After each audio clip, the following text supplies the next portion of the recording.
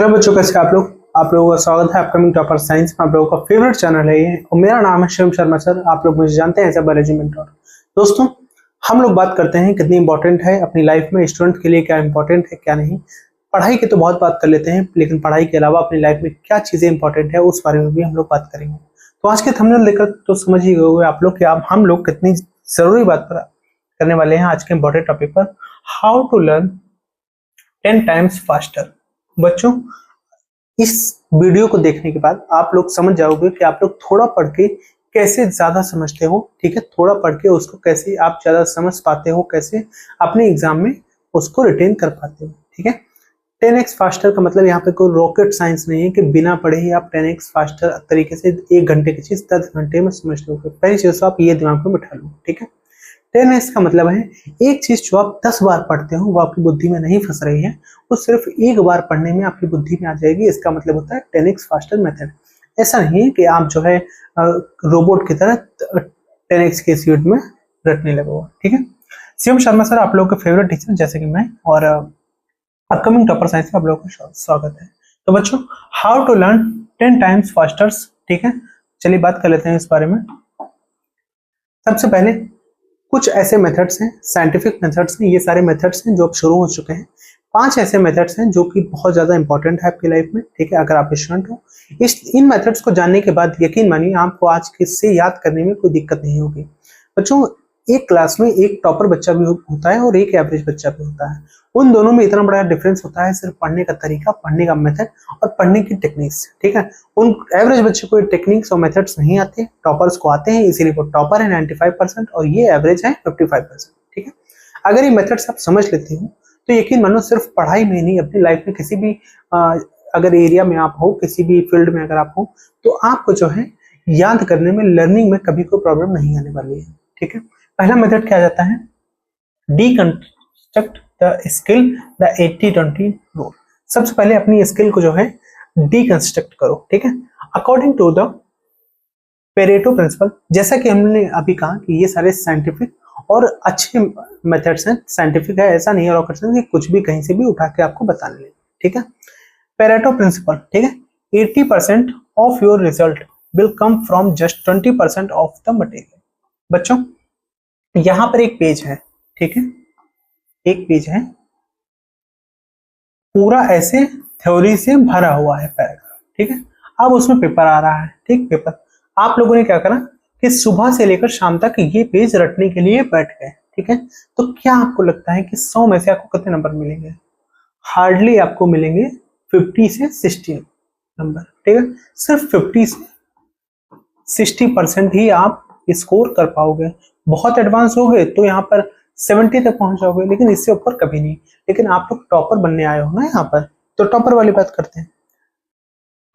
ये यहाँ पे कट हो गया तो हम लोग दोबारा शुरू करते हैं।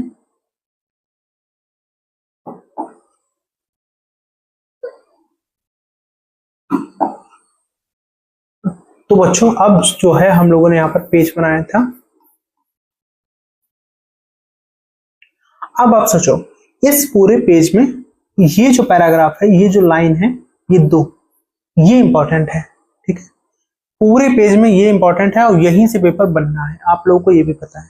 तो क्यों आप जो है सुबह से लेकर शाम तक इस पूरे पेज पे जो है बैठे हुए हो, सिर्फ इसको पढ़ो, क्योंकि सिर्फ इससे जो है 80 नंबर आपके आने वाले हैं 100 में से। सिर्फ 20 नंबरों के लिए आप सुबह से लेकर शाम तक ये पूरा पेज रट रहे हो और जिसके चक्कर में सिर्फ 50 नंबर लेके बैठ जाओगे। क्या ये बेवकूफी है या अकलमंदी? आप लोग मुझे खुद बताओ। थोड़ा पढ़ के अगर आपको अच्छे से नंबर मिल रहे हैं तो आप लोग क्यों पूरे पेज पे लेकर बैठे हो? ठीक, isolate the absolute core concepts. ठीक है, first and skip advance fluff until you have the fundamentals down. बच्चों, सबसे पहले तो आप लोगों को आइसोलेट मतलब थोड़ा सा कैटेगराइज करना पड़ेगा कि आप लोगों का जो सिलेबस है कैसे, उसमें क्या इंपॉर्टेंट है। सिलेबस हो गया, अगर स्टूडेंट हो तो हम लोग स्टूडेंट के बारे में बात करेंगे तो हम लोग सिलेबस मोस्टली यूज करेंगे। बट जो लोग अपनी लाइफ में से इंप्लीमेंट करना चाहते हैं, लर्निंग 10 टाइम्स फास्ट करना चाहते हैं, तो वो लोग अपने फील्ड में करेंगे। सबसे पहले तो आपको कैटेगराइज करना है कि आपके लिए सबसे ज्यादा जरूरी क्या है। ठीक है, कौन सी चीज आपके लिए जरूरी है, हमें पहले वो करनी चाहिए। ठीक है, जो चीज कम जरूरी है उसे हम बाद में पढ़ लेंगे। सपोज करिए कि अगर एक पैराग्राफ पढ़ के हमें 80 नंबर मिल रहे हैं 100 में से, तो हम पहले वो पैराग्राफ कंप्लीट कर लेते हैं, उसके बाद में 20 नंबर के लिए फिर बाद में पढ़ लिया जाएगा। दूसरा मेथड क्या कहता है, डिच री reading for active recall.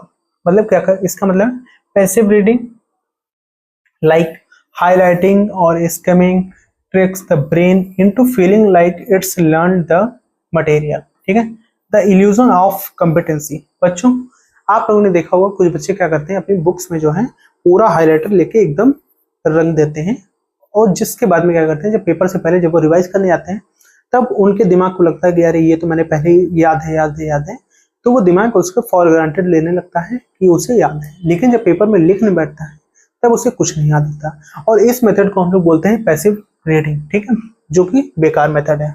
Instead close your books और notes and force your brain to regenerate the answers from memory.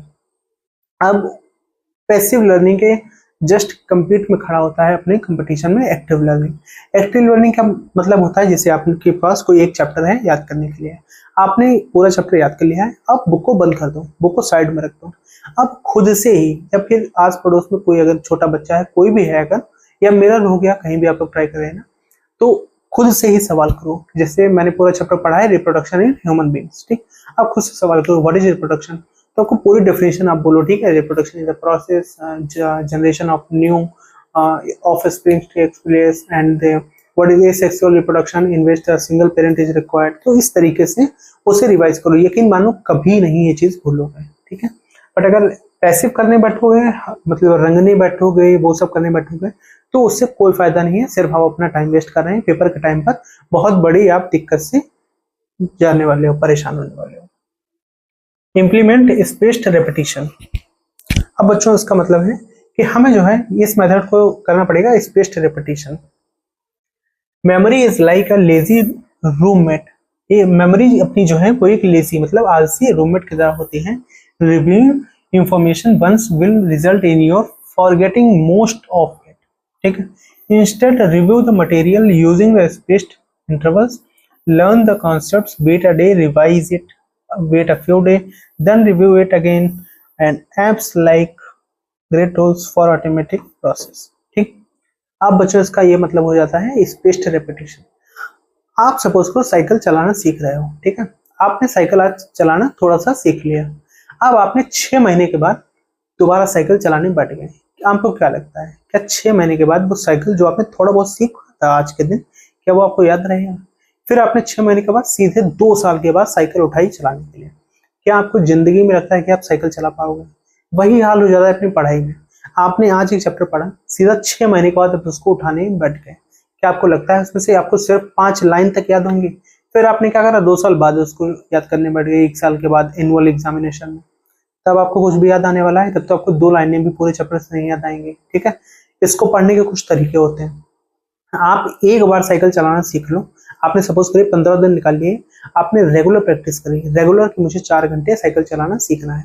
आप 15 दिन सीख लो, फिर चाहे 15 साल ना सीखना, 15 साल के बाद जब भी साइकिल चलाना सीखोगे आपके वो टिप्स पे होगे, आपको पता है कि मुझे ब्रेक लगानी है, पैडल मारना है और साइकिल चलेगी।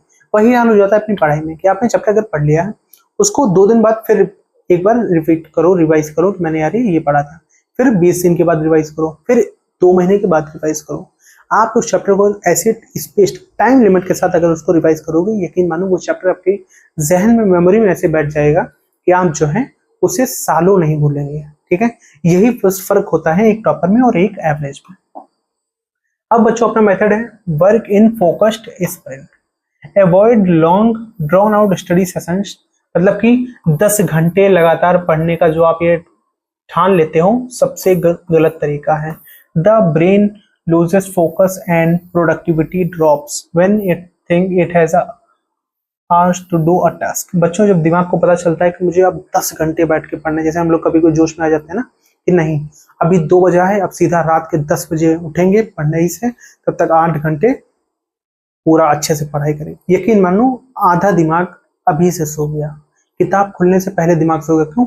उसके मन में बैठ चुका है कि अरे अब तो 8 घंटे पढ़ाई करनी है, तो आधा दिमाग गया। ठीक है, फिर आप आधे दिमाग से पढ़ाई करोगे और वो भी लगेगा नहीं। और अगर आपने 10 घंटे बैठ के पढ़ ली, पहली बार तो बैठ नहीं पाओगे, अगर जबरदस्ती बैठ भी रहे हो, समझ आ नहीं रहा है, बुद्धि में फंस नहीं रहा, पेपर ऐसा पेपर में देने का कुछ याद आया नहीं, तो ऐसी मेहनत करने से क्या फायदा। ठीक है, मेहनत कम करो, आउटपुट ज्यादा मिले, हम लोगों को ऐसा सोचना चाहिए। Intense burst using a timer, सबसे पहले तो timer followed by a brief 5 minute break. बच्चों अभी सपोज करो 2 बचे हैं, ठीक है, मैंने मन में ठान लिया कि मुझे 1 घंटे जो है बहुत अच्छे से पढ़ाई करनी है, सारे मोबाइल वगैरह स्विच ऑफ कर दिए, दूर रख दिया, टेबलेट सारा बंद कर दिया, ठीक, सब कुछ बंद कर दिया। अब मन को पता है कि नहीं, बस 60 मिनट पढ़ाई कर लो, 1 घंटे पढ़ाई कर लो, उसके बाद में जो है 30 मिनट का ब्रेक है या फिर 15 मिनट का ब्रेक है, जितना आप देना चाहो। ठीक है, शुरुआत है तो 30 मिनट का कर लो, या फिर थोड़ा एडवांस हो तो 15 मिनट का कर लो। 15 मिनट का ब्रेक है तो फिर सोचो, दिमाग को लगेगा अरे नहीं जल्दी से पढ़ लो, फिर जो है आधा घंटा मोबाइल चलाएंगे। तो इस हिसाब से आप दिन भर में 2-3 राउंड कर लो तो आपके 3-4 घंटे पढ़ाई आराम से हो जाएगी। ऐसे दिमाग को भटका के पढ़ना पड़ता है, नहीं तो फिर आप जो है प्रोडक्टिविटी उतनी अच्छी नहीं ला पाओगे अपनी लाइफ में। Take 10 second do nothing breaks. बच्चों ये भी एक तरीका है, ये सारे साइंटिफिक मेथड्स हैं, ये ऐसा मत सोचना कहीं से भी कुछ भी उठा के पढ़ा दिया है, हर चीज के पीछे एक कहीं ना कहीं इंपॉर्टेंस है। Researchers at the National Institute of health found that, बच्चों यहाँ पे देखा सारी चीजें कहीं ना कहीं रिसर्च बेस्ड है, कहीं ना कहीं इंपॉर्टेंट है। Researchers at the National Institute of Health, ठीक है, found that brief 10 second mental breaks where you do absolutely nothing allow your brain to replay newly learned topic information. Staring at your phone during these breaks overloads the brain, whereas short moments of stillness give you free mental repetitions. अब बच्चों आप समझो इस चीज को, क्या हो जाता है, जैसे 10 सेकेंड ब्रेक का मतलब है कि आपने कोई चैप्टर पढ़ा है, ठीक है, अब आपने 1 घंटे चैप्टर पढ़ लिया, मतलब आपका चैप्टर 1 घंटे में कंप्लीट हो गया। आपने क्या करा, तुरंत फोन उठा लिया, चलाने लगे, अरे ब्रेक टाइम है तुरंत फोन चलाओ, गड़बड़ हो गई यहाँ पे, पूरा चैप्टर जो भरा था दिमाग में वो सब निकल गया। वहीं पे सबसे बड़ी गलती है, दिमाग को आपने कभी रेस्ट दिया ही नहीं। फोन देख रहे हो, आंखें चल रही हैं, फोन देख रहे हो, वो सारी चीजें दिमाग में जा रही है ना, कहीं कहीं सारी चीजें यूज हो रही हैं, तो फिर कैसे आपने ब्रेक दे दिया ब्रेन को। तो वहाँ पे ये नहीं करना है।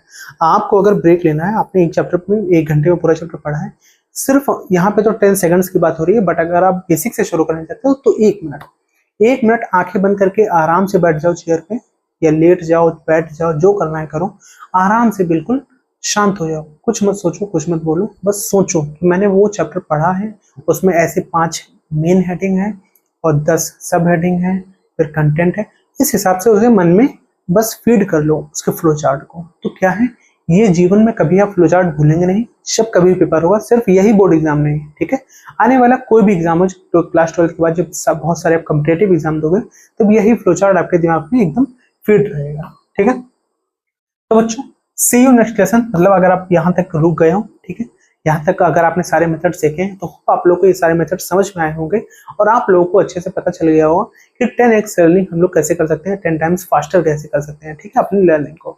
तो चैनल को सब्सक्राइब कर देना अगर आप नए हैं, वीडियो को लाइक कर देना, और मिलते हैं अगले सेशन में। और आप शिवम शर्मा सर, आपके फेवरेट बायोलॉजी मेंटर और अपकमिंग टॉपर साइंस, आपका फेवरेट चैनल।